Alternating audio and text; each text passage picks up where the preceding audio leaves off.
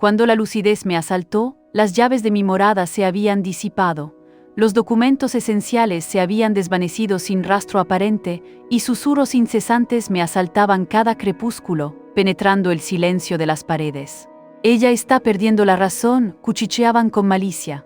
Era una conspiración silenciosa, una trama insidiosa urdida por mi propio cónyuge y su progenitora, quienes, con una frialdad desmesurada, se dedicaban a minar mi espíritu y mi voluntad, socavando palmo a palmo cada pilar de mi existencia, con el objetivo ulterior de despojarme de todo cuanto había edificado y atesorado a lo largo de 35 años de vida.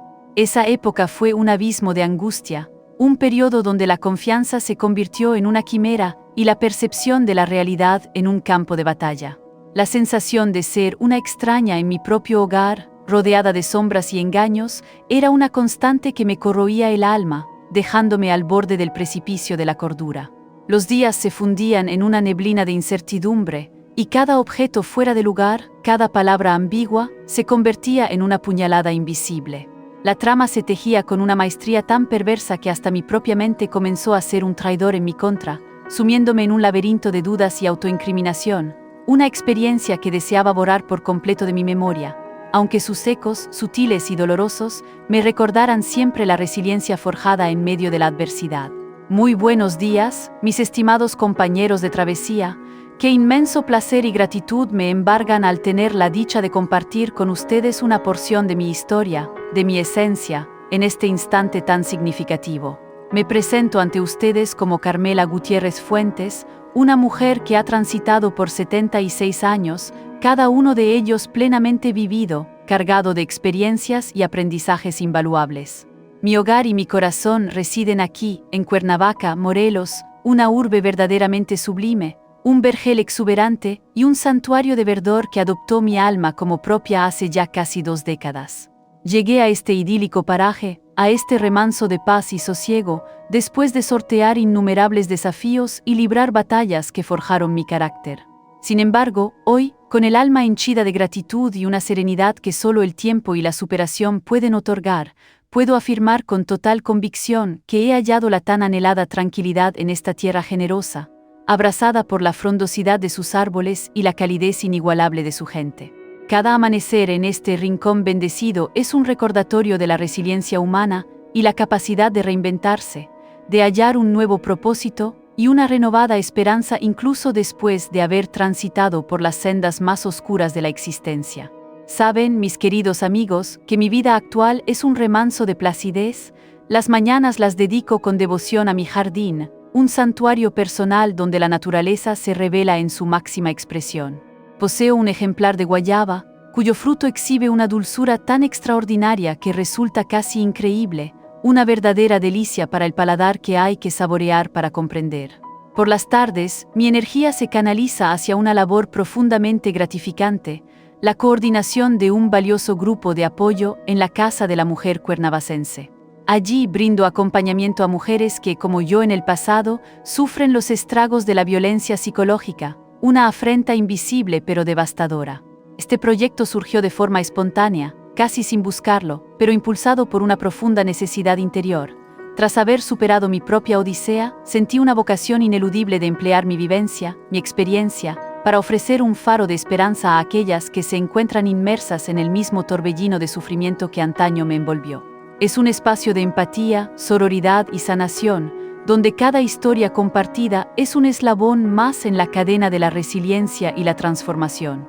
Mi morada es una casita modesta, sin ostentaciones, pero rebosante de calidez y encanto, ubicada estratégicamente en la colonia Vista Hermosa, un enclave privilegiado con una vista apacible hacia el parque. Es mi refugio personal, un pequeño edén rebosante de vegetación, donde cada hoja y cada flor parecen susurrar historias de paz. Sus paredes albergan innumerables fotografías de mis 2 adorados nietecitos, Joaquín y Beatriz, los retoños de mi única hija, Clarisa. Ella, mi amada Clarisa, comparte conmigo este hogar desde hace una década, un refugio que encontró tras su doloroso divorcio. En ese momento de profunda vulnerabilidad, ella se convirtió en mi puerto seguro, mi ancla en medio de la tempestad, un pilar inquebrantable que me ofreció consuelo y apoyo incondicional cuando más lo precisé. Aquella etapa fortaleció aún más nuestros lazos, demostrándome que la familia es el verdadero baluarte ante las adversidades de la vida. Su presencia llena de alegría y vitalidad cada rincón de esta casa, transformándola en un hogar verdaderamente vivo y lleno de amor, un santuario donde las risas de mis nietos resuenan como melodías celestiales.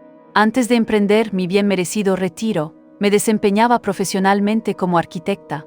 Siempre me distinguí por ser una mujer intrínsecamente independiente, forjada en la academia y educada bajo los sólidos principios de mi madre, quien inculcó en mí la convicción de no depender jamás de la figura masculina. Pero la existencia, mis queridos amigos, posee giros y vericuetos insospechados que escapan a nuestra más vívida imaginación, ¿no es cierto? Y fue precisamente en uno de esos caprichosos virajes del destino que me vi irremediablemente atrapada en una emboscada pavorosa, una de esas artimañas tan elaboradas y perversas que uno solo creería posibles en los intrincados guiones de las películas de suspense más enrevesadas. La vida, con su ironía inherente, me condujo por un sendero que, a pesar de mis convicciones y mi preparación, me confrontó con la más cruda de las realidades. La vulnerabilidad inherente al ser humano y la capacidad de la maldad para mimetizarse bajo los más inocentes disfraces, aguardando el momento propicio para asestar su golpe devastador, una lección que se grabó a fuego en mi memoria. No olvides que cada suscripción y me gusta en cartas de LA Abuela me ayuda a seguir compartiendo estas vivencias. Antes de proseguir con el hilo de mi narrativa, quisiera extenderles una cordial invitación a todos ustedes que me honran con su presencia virtual en este preciso momento. Si les es posible, les ruego encarecidamente que me obsequien con un me gusta y, aún más valioso, que se suscriban al canal de cartas de LA Abuela. Este gesto, aparentemente sencillo, representa un apoyo inestimable para esta humilde abuela, permitiéndole continuar compartiendo sus vivencias y reflexiones con una audiencia cada vez más amplia. Además, les invito a dejar sus comentarios aquí abajo, indicando desde qué ciudad me están sintonizando y en qué momento del día hallaron este video. Quizás a primera hora de la mañana, acompañando su café humeante, o tal vez después de la comida en un momento de sosiego, o ya al caer la noche, buscando una historia que les arrope el alma.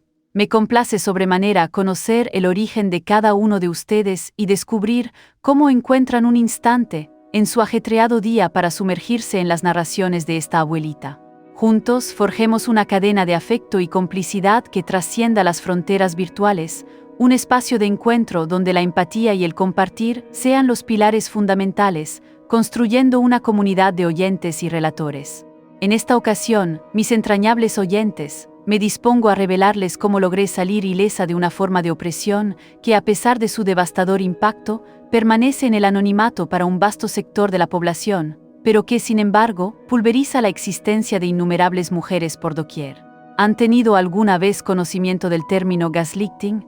Se refiere a una táctica de manipulación psicológica tan sutil y subrepticia que, de manera paulatina y casi imperceptible, conduce a la víctima a dudar de su propia lucidez y de la veracidad de sus percepciones. Fue precisamente este infame método el que fui forzada a padecer a manos del individuo a quien juré amor eterno, hasta que el destino nos separara, y de su progenitora. Una intrincada madeja de falsedades, urdida con una maestría tan pérfida y artera, que por poco me sumerge en las profundidades de la demencia. La experiencia fue una tortura constante, un asedio a mi identidad y a mi confianza en mi propio juicio, un proceso lento y doloroso que me arrastró hacia el límite de mi resistencia mental, un tormento que dejó cicatrices imborrables en el alma, pero también una lección de supervivencia. Mi nacimiento y mi formación se desarrollaron en un diminuto villorrio, un enclave apacible denominado Tepoztlán, situado en el corazón de Morelos. Mi progenitor, Sebastián Gutiérrez, ejercía la venerable profesión de profesor de matemáticas en el único centro educativo del pueblo. Era un hombre de talante serio, parco en palabras, pero poseedor de una mirada singularmente dulce, que se revelaba en raras ocasiones, cuando lográbamos arrancarle una sonrisa genuina. Mi madre, Gertrudis Fuentes de Gutiérrez, era una costurera de una maestría insuperable, de aquellas artesanas que transformaban simples telas en auténticas obras de arte, confeccionando vestidos de novia que parecían emanar directamente de los sueños más exquisitos. Sus manos, de una destreza admirable, parecían dotadas de la magia de un hada. Éramos 3 hermanas, yo la mediana situada entre Leonor, 2 años mayor, y Celina, 3 años menor. Nuestro hogar era una construcción sencilla, de adobe, pero poseía un patio vasto y generoso, donde mi padre, con esmero y dedicación, cultivaba una diversidad de productos. Maíz, frijol, aguacate y un majestuoso árbol de guayaba que era mi predilecto, mi confidente silente en innumerables ocasiones, un símbolo de la paz y la abundancia de nuestra infancia. Durante la década de 1950, Tepoztlán constituía un microcosmos donde cada habitante conocía íntimamente la existencia del otro, una comunidad tejida por lazos de familiaridad y vecindad. Nuestra ruta hacia la escuela se realizaba a pie, sorteando los caminos de tierra que serpenteaban por el poblado, mientras en el trayecto, con la inocencia y el entusiasmo propios de la niñez, nos deleitábamos jugando a capturar las minúsculas gotas de rocío que se adherían a las hojas, diminutas perlas de humedad que reflejaban la luz del sol matutino. Al regreso, con la tarde ya avanzada, la totalidad de los infantes de la comunidad se congregaban con algarabía para entregarse a la diversión de los juegos tradicionales. Las traes, las escondidas y las rondas amenizaban nuestras horas de ocio. En aquella época, el entretenimiento se manifestaba en su forma más pura y sencilla, desprovisto de artificios y sofisticación, y sin embargo, encontrábamos una alegría y un regocijo incomparablemente superiores a los que experimentan los infantes de la actualidad, absortos en las pantallas de sus dispositivos celulares, alejados de la espontaneidad del juego al aire libre y la interacción genuina. Nuestra cotidianidad estaba meticulosamente pautada por el tañido de la campana eclesiástica, que se erguía imponente cerca del corazón del pueblo. A las 5 de la mañana, el primer toque anunciaba el albor del día, despertándonos de nuestro letargo. Para las 6, la casa entera ya estaba en pie.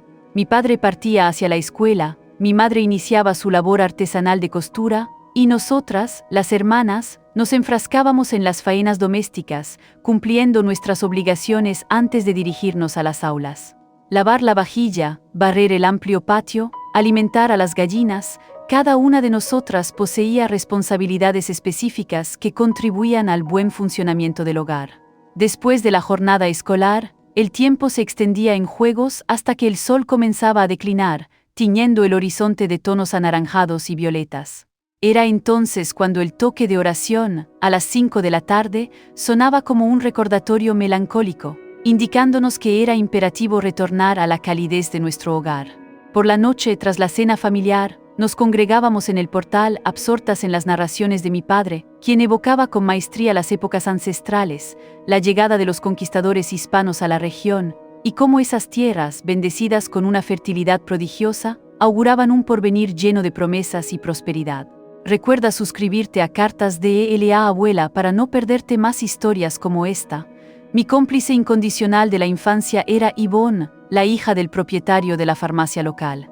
Éramos inseparables como uña y carne, un binomio perfecto que compartía cada instante y cada sueño. Juntas emprendíamos el camino hacia la escuela, compartíamos risas y confidencias en nuestros juegos y juntas urdíamos los más ambiciosos anhelos para el futuro. Ella albergaba la aspiración de convertirse en una prestigiosa médica, mientras que yo, desde temprana edad, ya fantaseaba con la idea de ejercer la profesión de arquitecta. Transcurrían horas enteras absortas en el dibujo de las moradas imaginarias que habitaríamos una vez convertidas en adultas. Yo, con una dedicación minuciosa, me esmeraba en plasmar cada detalle. Las ventanas, los balcones, la distribución de los espacios, ya en aquellos trazos infantiles, se vislumbraba con claridad mi innata vocación.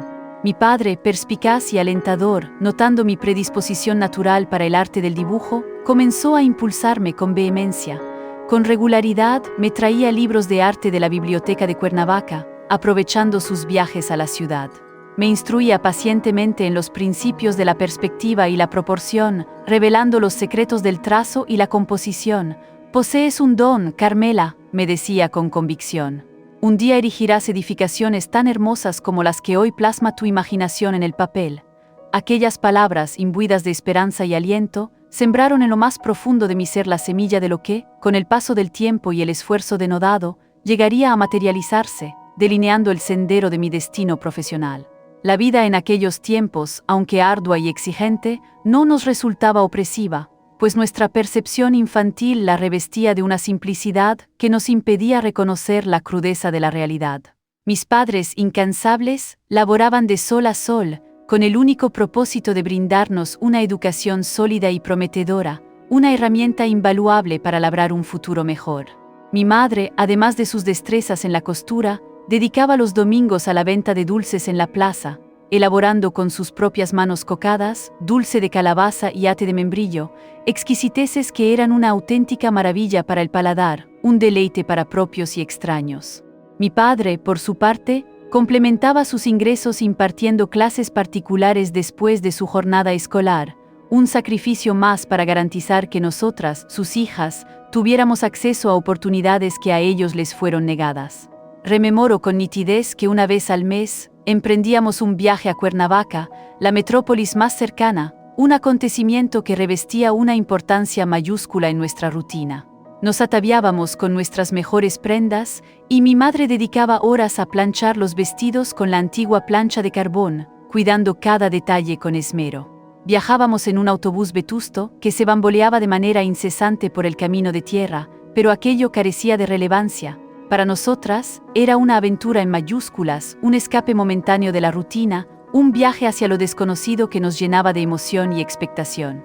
En la efervescente Cuernavaca, mi padre atendía sus asuntos comerciales, mi madre se sumergía en la elección de telas para sus creaciones, y nosotras, las pequeñas, nos deleitábamos con la majestuosidad de los escaparates, la frescura de las nieves y el incesante vaivén de la gente.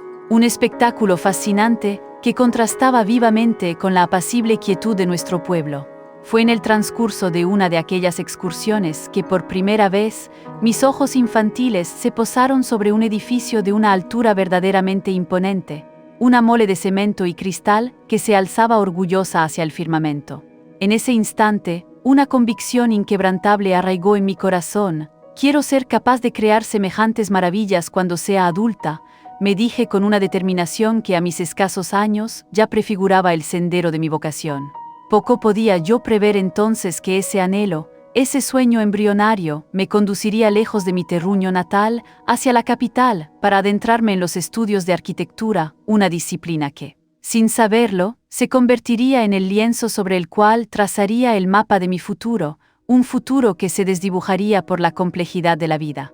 Las primeras señales de que mi trayectoria vital se apartaría de la senda común de las otras jóvenes del pueblo comenzaron a manifestarse con mi entrada en la adolescencia. Mientras mis amigas, con la inocencia y los anhelos propios de su edad, fantaseaban con el matrimonio y con la perspectiva de encontrar un buen partido en la región, mi mente volaba más allá de los horizontes conocidos. Yo soñaba con la universidad, con la efervescencia de crear proyectos arquitectónicos innovadores, con la inmensidad de viajar y explorar culturas lejanas.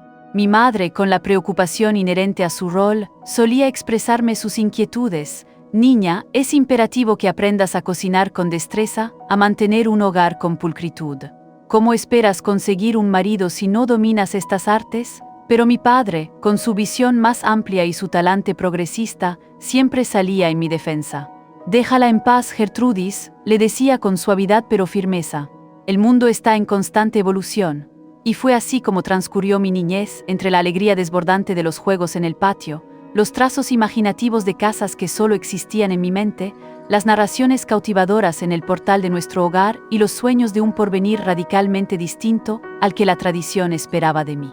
Un tiempo de inocencia prístina, anterior a que la existencia me revelara sus facetas más cruentas y yo aprendiera, con amarga sabiduría, que no siempre es prudente depositar la confianza en aquellos que juraron protegernos y resguardarnos, una lección que marcaría un antes y un después en mi percepción del mundo y las relaciones humanas.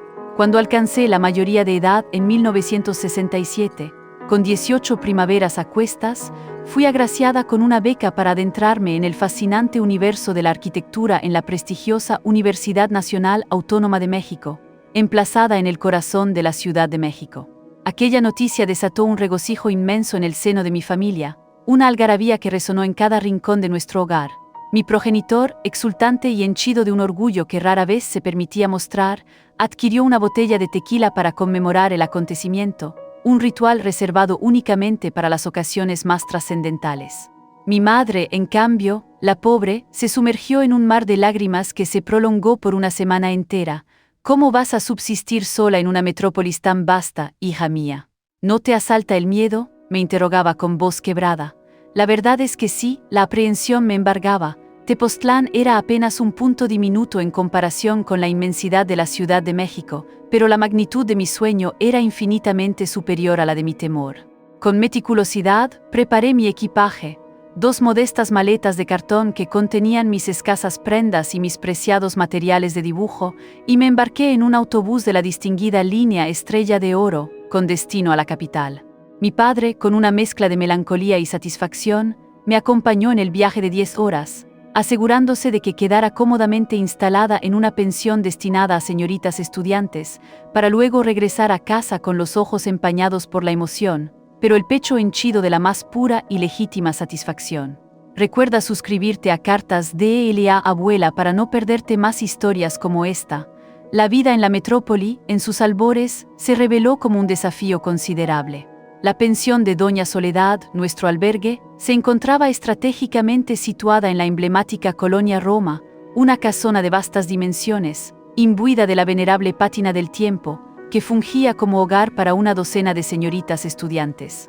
La convivencia implicaba compartir habitaciones y baños, además de acatar un conjunto de reglas férreas e inquebrantables.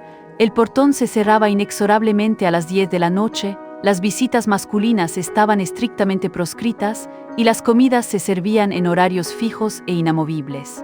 El ambiente, por momentos, evocaba la disciplina de un convento, pero aquello era lo máximo que mis padres podían sufragar. Y yo, en mi inmensa gratitud por la oportunidad que se me presentaba, me sentía demasiado dichosa para siquiera osar a manifestar una queja. La Facultad de Arquitectura, por su parte, representaba un universo completamente inexplorado. Profesores de una exigencia académica notable, compañeros de clase que provenían de las más acaudaladas familias de la capital y equipos de dibujo de una sofisticación que jamás había presenciado. En un inicio, me sentí insignificante, provinciana, desubicada, pero mi determinación era inquebrantable. Consagré innumerables noches en vela al estudio, con una sed insaciable de conocimiento, y cada céntimo de la mesada que mi padre me remitía era ahorrado con esmero para adquirir libros y materiales esenciales. De forma paulatina, fui granjeándome el respeto de mis pares, forjando amistades entrañables y, finalmente, encontrando mi propio espacio en aquel entorno vibrante y competitivo, consolidando mi identidad como futura profesional. Fue en la recta final de mi formación universitaria, en el año de 1972, que mi destino experimentó un giro definitivo. Contaba entonces con 23 años de edad y logré obtener una valiosa práctica profesional en un prominente despacho de arquitectura de la Ciudad de México. Torres y Asociados era una firma de renombre, considerada un referente insoslayable en el ámbito de los proyectos residenciales de alto standing. Y fue precisamente en aquel entorno profesional donde mi camino se cruzó con el de Guillermo.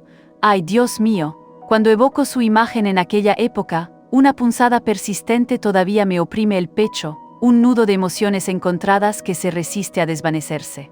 Guillermo Augusto Fernández era, en aquel entonces, un hombre absolutamente deslumbrante, con sus 35 años recién cumplidos, poseedor de una sólida formación en ingeniería civil, e hijo de un constructor de gran envergadura en la capital.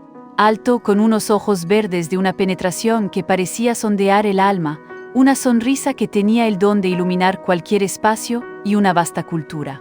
Se desenvolvía con fluidez al hablar de literatura clásica, de composiciones musicales sublimes y de sus innumerables viajes por el continente europeo. Yo, una muchacha proveniente de un pueblo pequeño, que apenas había trascendido las fronteras de Morelos, quedé irremediablemente cautivada por su aura, por su intelecto y por su carisma. Guillermo ostentaba el cargo de socio minoritario dentro del despacho y supervisaba directamente el desempeño de los practicantes. Desde el primer momento, su trato hacia mí se distinguió por una deferencia singular. No escatimaba elogios hacia mis dibujos, manifestando una admiración que en ese entonces interpreté como genuina y alentadora. Con frecuencia, me invitaba a compartir comidas, instantes que aprovechaba para debatir sobre proyectos arquitectónicos, y con una generosidad que me parecía desmedida, me prestaba volúmenes de su exquisita biblioteca personal. Las otras practicantes, en los pasillos del despacho, no ocultaban su envidia, susurrando con celo: el ingeniero Guillermo jamás ha prodigado tanta atención a nadie. Tras 3 meses de encuentros que se desarrollaban bajo la apariencia de una relación profesional, me extendió una invitación a cenar en un restaurante de alta alcurnia, situado en el corazón del centro histórico. Aquella velada marcó el inicio oficial de nuestra relación como pareja. Cada pormenor de aquella noche permanece grabado con una nitidez asombrosa en mi memoria. El vestido azul marino, cuidadosamente escogido para la ocasión, el vino francés que él seleccionó con maestría, la melodía envolvente del pianista en vivo que amenizaba el ambiente. Con un gesto de ternura, tomó mi mano sobre la mesa y, con una voz cargada de una convicción que en aquel entonces me pareció sincera, pronunció: «Carmela, eres una mujer distinta a todas las que he conocido. Posees un talento innegable, una inteligencia perspicaz y una pureza de espíritu que me cautiva profundamente». Nuestro noviazgo fue de una celeridad asombrosa y una intensidad arrolladora. En el lapso de tan solo 6 meses, nos encontrábamos comprometidos en matrimonio. Mis progenitores emprendieron el viaje a la Ciudad de México para conocer a Guillermo y quedaron vivamente impresionados por su figura. Era un hombre ya establecido, proveniente de una familia de buena cuna, que prometía a su hija una existencia de holgura y estabilidad. ¿Quién, en tales circunstancias, no habría sentido una profunda dicha? Únicamente mi hermana Leonor, con su habitual perspicacia, manifestó una tenue reserva. ¿No te parece un tanto controlador, Carmen?, inquirió cuando nos encontramos a solas. Ignoré por completo su comentario. Me hallaba tan inmersa en la vorágine del enamoramiento que cualquier imperfección, cualquier atisbo de defecto, resultaba invisible a mis ojos, eclipsado por la pasión que me embargaba y la ilusión de un futuro compartido que se presentaba idílico, una cegadora quimera que no me permitía ver más allá de la superficie. Nos unimos en matrimonio en el mes de julio de 1973, en una ceremonia de una elegancia sobria, celebrada en el venerable templo de San Juan Bautista. La posterior recepción tuvo lugar en el exclusivo Club España, congregando a más de 200 invitados, la inmensa mayoría de los cuales eran amigos y socios comerciales de Guillermo y de su padre, el señor Osvaldo Fernández. Por mi parte, la concurrencia se reducía a mi círculo familiar más íntimo y a unos pocos compañeros de la facultad. Recuerdo con una extraña nitidez la sensación de alienación que me invadió al contemplar a mi alrededor, en mi propia fiesta nupcial, una multitud de rostros apenas reconocibles. Una suerte de desconexión que en ese momento atribuí a la vastedad del evento, pero que en retrospectiva se reveló como un presagio sutil de la lejanía y el aislamiento que pronto se cernirían sobre mi existencia. Aquel día, a pesar de la fastuosidad, un velo de soledad parecía envolverme, una premonición silenciosa de la prisión dorada en la que mi vida se convertiría, una vez la luna de miel hubiera culminado y la realidad me alcanzara con su cruda verdad. Recuerda suscribirte a Cartas de L.A. Abuela para no perderte más historias como esta. Nuestra luna de miel se desarrolló en la majestuosa Buenos Aires, un interludio de 10 días en un hotel suntuoso, donde las cenas en restaurantes de alta cocina y los paseos culturales colmaban nuestra agenda. Me sentía transportada a un auténtico cuento de hadas, la humilde arquitecta de pueblo que había conquistado el corazón del príncipe de la capital. Sin embargo, fue durante esa idílica travesía que comencé a percibir las primeras señales, sutiles aún, de lo que, con el paso del tiempo, se transformaría en mi más acuciante pesadilla. Guillermo, con una insistencia que entonces me pareció una muestra de exquisita atención, se empeñaba en seleccionar mi vestuario antes de cada salida. «Este atuendo no es el más apropiado para la cena de hoy, querida», solía decir con una dulzura engañosa. «Ponte el vestido azul que realza la intensidad de tus ojos». Al principio, interpreté su injerencia como un gesto de esmero y una meticulosa atención a los detalles de mi apariencia. No obstante, más tarde, cuando expresé mi deseo de visitar un museo que no figuraba en el itinerario que él había minuciosamente planificado, percibí su irritación mal disimulada. «Carmela, ya he organizado nuestro día con precisión. ¿Por qué insistes siempre en modificar nuestros planes?», me inquirió con un tono que denotaba su disgusto. De nuevo, busqué justificaciones para su comportamiento, convenciéndome a mí misma de que él era simplemente un individuo organizado, amante de la planificación, y que era yo quien estaba siendo quisquillosa y caprichosa, incapaz de ver la manipulación que se gestaba. Al regresar a la vibrante Ciudad de México, Guillermo, con una proposición que me pareció sensata y llena de consideración, sugirió que no retomara mi actividad profesional de inmediato. Necesitamos organizar nuestro hogar con calma, querida, me explicó con una dulzura engañosa, y en breve, sin duda, desearemos formar una familia. ¿Por qué no pospones un poco tu regreso al trabajo? A pesar de una leve resistencia inicial, finalmente cedí a su petición. Al fin y al cabo, sus argumentos parecían lógicos. Mi anhelo de ser madre era profundo y la idea de decorar y amueblar nuestra nueva residencia, un departamento de 3 amplias recámaras ubicado en una colonia exclusiva y de prestigio, resultaba sumamente atractiva y prometedora. Lo que en mi inocencia y mi enamoramiento no podía prever era que aquel un poco se convertiría en un para siempre, una condena a la inactividad profesional que se prolongaría indefinidamente, un espejismo de libertad que se transformaría en una prisión invisible. La postergación de mi carrera no era una sugerencia amorosa, sino el primer eslabón de una cadena que me ataría al hogar y, de forma más sutil y perversa, a la voluntad de mi esposo. Posteriormente, de su madre, quienes se erigirían en los arquitectos de mi aislamiento y mi lenta aniquilación psicológica, un camino hacia la sumisión disfrazada de bienestar. Guillermo, con una astucia digna de un artífice de la manipulación, siempre encontraba una excusa novedosa, un pretexto perfectamente elaborado para aplazar indefinidamente mi regreso al ejercicio de mi profesión. Inicialmente, el motivo esgrimido fue la necesidad de organizar y poner a punto nuestro flamante hogar, una tarea que, según él, requería mi total dedicación. Posteriormente, la promesa de la llegada de los hijos, que nunca se materializó mientras compartimos la vida, sirvió como un conveniente argumento para mantenerme en casa. Finalmente, la figura de su progenitora, doña Elena, quien quedó viuda, emergió como el argumento definitivo. Según sus palabras, la anciana requería de mi compañía y apoyo incondicional. Ay, doña Elena, aún hoy una sensación de escalofrío me recorre la espina dorsal al rememorar a aquella mujer, alta, de una elegancia impoluta, siempre ataviada y peinada con una perfección impecable, como si cada fibra de su ser estuviera diseñada para la ostentación. Por fuera encarnaba la imagen de la suegra ideal, culta, refinada y aparentemente afectuosa. En los primeros meses que siguieron al deceso de su esposo, ciertamente se mostró frágil y agradecida por mi presencia, una figura vulnerable que buscaba consuelo. Sin embargo, en un lapso breve, logré percibir que, tras aquella sonrisa comedida y falsamente amable, se ocultaba una mujer con una maestría sin igual en el arte de la manipulación. Una figura que jamás, ni por un instante, consideró que yo fuera lo suficientemente buena para su preciado vástago, su adorado Guillermo, a quien idolatraba con una devoción casi patológica, una mujer cuyo plan maligno comenzaba a desvelarse ante mis ojos atónitos. Fue 3 meses después de que doña Elena se instalara en nuestro apartamento, que la realidad comenzó a distorsionarse de manera verdaderamente inquietante.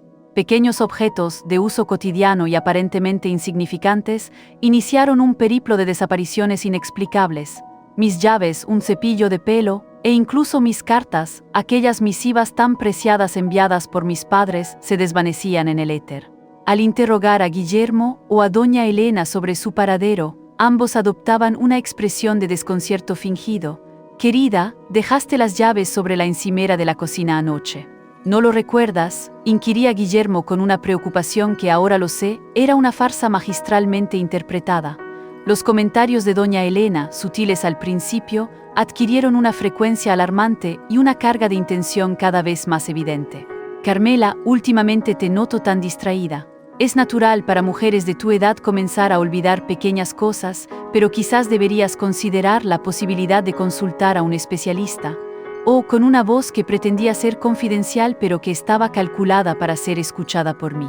«Guillermo, ¿no has notado lo confundida que ha estado Carmela? Ayer la encontré en la sala, con una expresión desorientada. Y lo más perturbador de todo, siempre pronunciaba estas frases en mi presencia, como si yo fuera una entidad inmaterial, una sombra sin capacidad de escucha o comprensión. Poco a poco, una duda insidiosa comenzó a corroerme el alma, sembrando la semilla de la incertidumbre. ¿Será posible que realmente estuviera olvidando cosas? ¿Acaso mi mente me estaba traicionando? Comencé a tomar notas meticulosas, a verificar obsesivamente la ubicación de mis pertenencias, a cuestionar cada uno de mis actos y pensamientos. Lo que en mi inocencia no podía concebir era que aquello era apenas el preludio de la intrincada red en la que estaba siendo envuelta, un entramado tan imperceptible y a la vez tan férreo que por poco me aniquila por completo, despojándome de mi identidad y de mi cordura. Recuerda suscribirte a Cartas DLA Abuela para no perderte más historias como esta. Fue en 1974, aproximadamente un año después de nuestro enlace nupcial, cuando la situación se precipitó hacia un deterioro drástico y alarmante. Para entonces, mi existencia transcurría en un aislamiento casi hermético. Guillermo, con una astucia sin parangón, siempre encontraba excusas plausibles para evitar que visitara a mi familia en Tepoztlán. «Estoy abrumado de trabajo esta semana, querida. Me resulta imposible llevarte», me decía con un tono de voz que pretendía ser amable. «O bien, tu madre no está un poco resfriada. Mejor no arriesgarse a un contagio. Además, últimamente te noto tan sensible». Mis pocas amistades de la facultad con el tiempo disminuían la frecuencia de sus llamadas.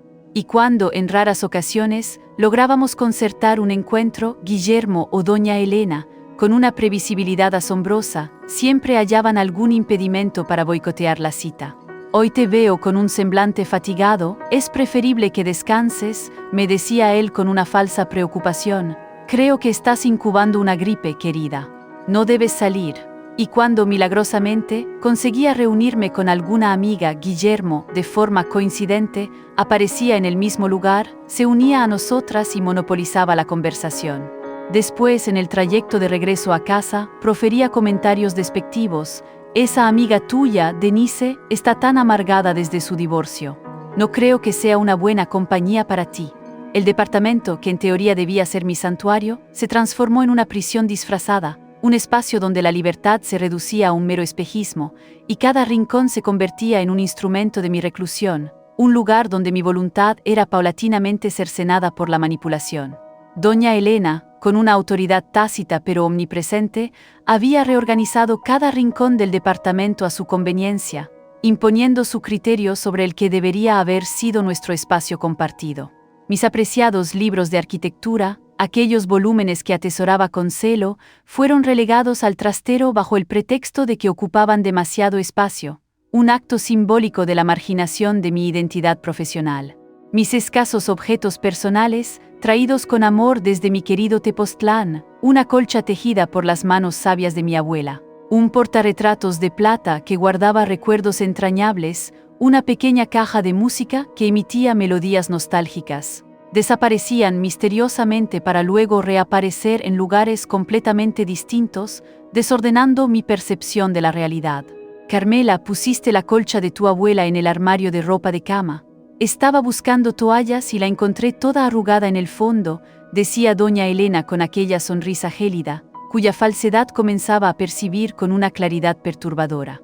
Yo tenía la certeza inquebrantable de haber dejado la colcha cuidadosamente doblada sobre mi sillón de lectura, pero la constante manipulación, la repetición de esas desapariciones, comenzaba a sembrar en mí la semilla de la duda, a hacerme cuestionar mi propia memoria y lucidez, un proceso insidioso que corroía mi confianza en mí misma. Un golpe certero a mi estabilidad mental.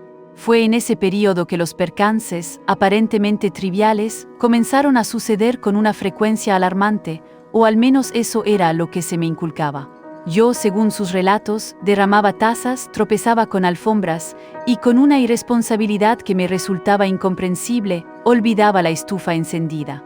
«Carmela, dejaste la plancha conectada toda la mañana. Podrías haber provocado un incendio», exclamaba Guillermo, con un tono de exasperación que ahora lo sé, era una farsa.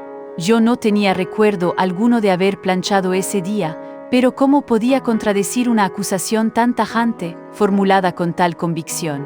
Por las noches, una angustia creciente me invadía al comenzar a percibir susurros, voces amortiguadas que parecían emanar de las mismas paredes, conversando sobre mí.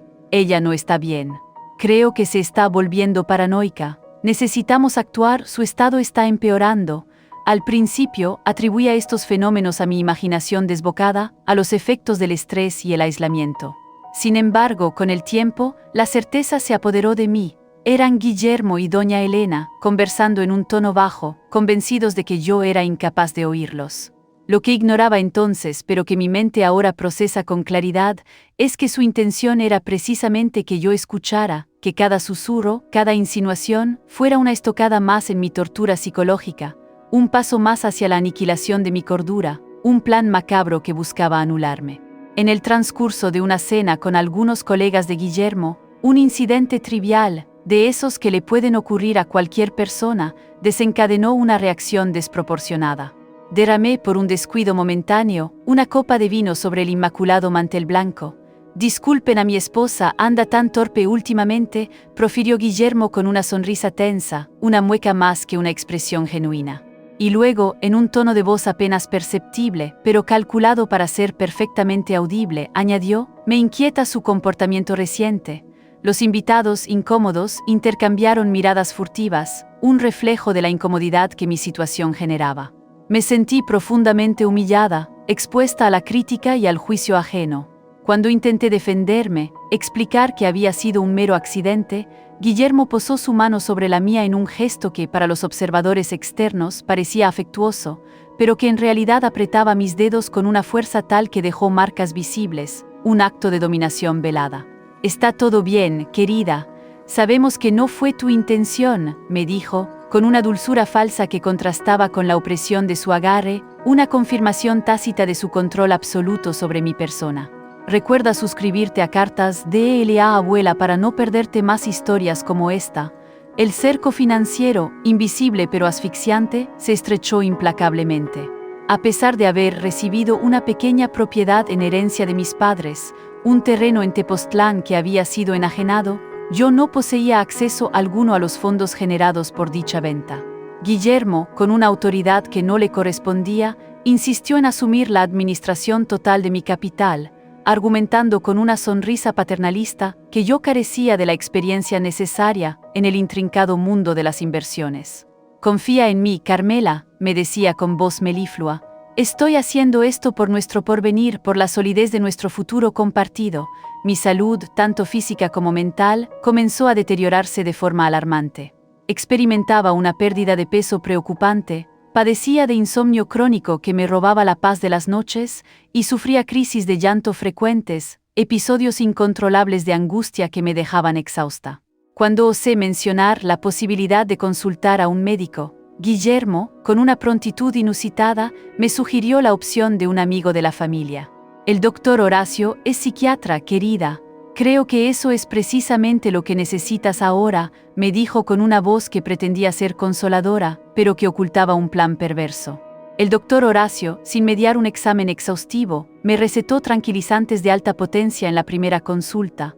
«Su esposa muestra señales inequívocas de inestabilidad emocional», le dijo a Guillermo, como si yo fuera una figura ausente en la sala, una mera sombra sin capacidad de entendimiento.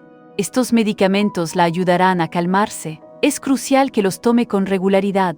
Los fármacos me sumían en un estado de letargo, de confusión mental, haciéndome aún más vulnerable a su manipulación. Había días en que apenas lograba levantarme de la cama, prisionera de una niebla mental que me impedía pensar con claridad. Guillermo, siempre solícito, administraba personalmente mi medicación. «Es la hora de tu medicina, querida. Sé que no te agrada, pero es por tu propio bien», me decía, mientras me tendía el vaso de agua y la pastilla. A veces una intuición me susurraba que la dosis era superior a la prescrita, pero ¿cómo podía tener la certeza, sumida como estaba en aquella bruma inducida por los sedantes, prisionera de la duda y el miedo? Fue en una apacible tarde de domingo, mientras Guillermo y doña Elena se habían ausentado para visitar a unos parientes, que el destino me deparó un encuentro fortuito que cambiaría el curso de mi existencia. En mi búsqueda de un libro para sumergirme en la lectura, abrí un cajón en el despacho de Guillermo y, para mi asombro, me topé con una caja que contenía varios frascos de medicamentos, idénticos a los que yo misma consumía, y un cuaderno de anotaciones. Con las manos temblorosas, abrí el cuaderno. Era un registro meticuloso de mi supuesto comportamiento errático, Fechas, horarios, incidentes, muchos de los cuales ni siquiera recordaba haber protagonizado. 23 de marzo, Carmela despertó desorientada, no reconoció la habitación por algunos minutos. 17 de abril, encontré a Carmela hablando sola en la cocina. Cuando la interrogué, lo negó. Sentí cómo mi estómago se contraía, un nudo de angustia y náusea me atenazaba. Aquello no podía ser verdad, no conservaba memoria alguna de esos episodios. Continué hojeando el cuaderno y descubrí algo aún más inquietante, un borrador de carta dirigida a una clínica psiquiátrica, solicitando información sobre un internamiento involuntario. Fue como si un velo espeso, que había oscurecido mi percepción durante meses, se levantara repentinamente. ¿Por qué Guillermo estaría documentando falsamente mi conducta? ¿Por qué estaría considerando internarme? ¿Qué beneficio obtendría con ello? Y entonces una revelación se apoderó de mi mente. Mi herencia, el dinero de la parcela vendida, las inversiones que mis padres habían realizado a mi nombre, un pequeño apartamento que mi abuela materna me había legado. En ese instante, percibí el chirrido de la puerta de entrada abriéndose. Con una rapidez inusitada, guardé el cuaderno, cerré el cajón y salí del despacho.